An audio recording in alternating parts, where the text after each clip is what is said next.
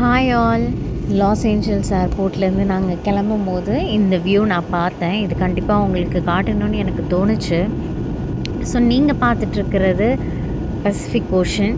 So இந்த flight பார்த்திங்கன்னா Los Angeles ஏர்போர்ட்லேருந்து கிளம்புன ஒரு ஃப்ளைட்டு.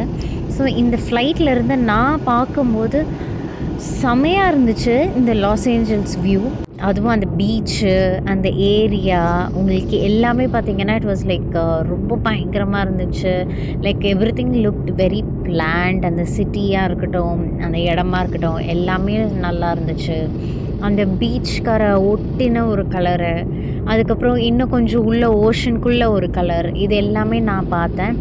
சரி, அதை அப்படியே உங்களுக்கும் காட்டலான்னு சொல்லிவிட்டு இந்த வீடியோ நான் ரெக்கார்ட் பண்ணேன். So hope you guys enjoy.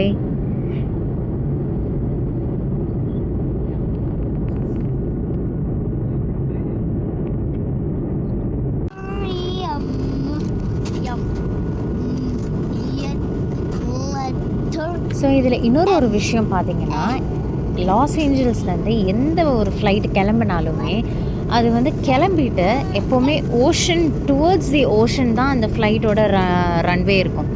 So அந்த ஓஷனுக்கு போயிட்டு அதுக்கப்புறம் if it wants to go to the opposite direction then it takes a U-turn. ஒரு யூ-டர்ன் எடுத்துட்டு அந்த கடல்லையே அந்த பீச்சை ஒட்டி ஒரு கொஞ்சம் டிஸ்டன்ஸ்லேயே அங்கே ஒரு யூ-டர்ன் எடுத்துகிட்டு அதுக்கப்புறம் அது வந்து உள்ளே வந்து மற்ற இடத்துக்கெல்லாம் போகும்.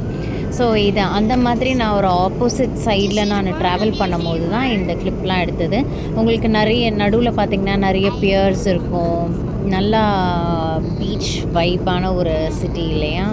ஸோ நல்லாயிருக்கும் பார்க்குறதுக்கு. இதே வந்து நைட் டைம்லேயும் நான் ஷூட் பண்ணியிருக்கேன். அந்த வீடியோ எங்கே போச்சுன்னு எனக்கு தெரியல. பட் சரி, இந்த டே டைம் வியூ வந்து காட்டலாம், அவங்களுக்கு இன்னும் கொஞ்சம் நல்லாயிருக்கும் ப்ராம்ப்டாக அப்படின்னு சொல்லிட்டு காட்டலாம் அப்படின்னு சொல்லிட்டு தான்.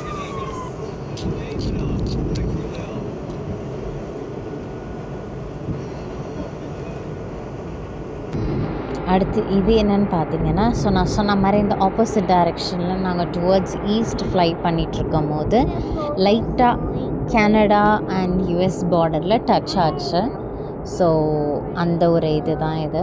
ஸோ நியூயார்க்கு கிட்ட ஃப்ளைட் போகும்போது ஆப்வியஸ்லி அந்த கனடா அண்ட் யூஎஸ் பார்டரை டச் பண்ணிட்டு தான் அது வந்து போகும். ஸோ அதுதான் நீங்கள் பார்க்குறீங்க. அண்ட் இது இன்னும் உங்களுக்கு நல்லா கிளியராக தெரியும் இதில் மேப்பில்.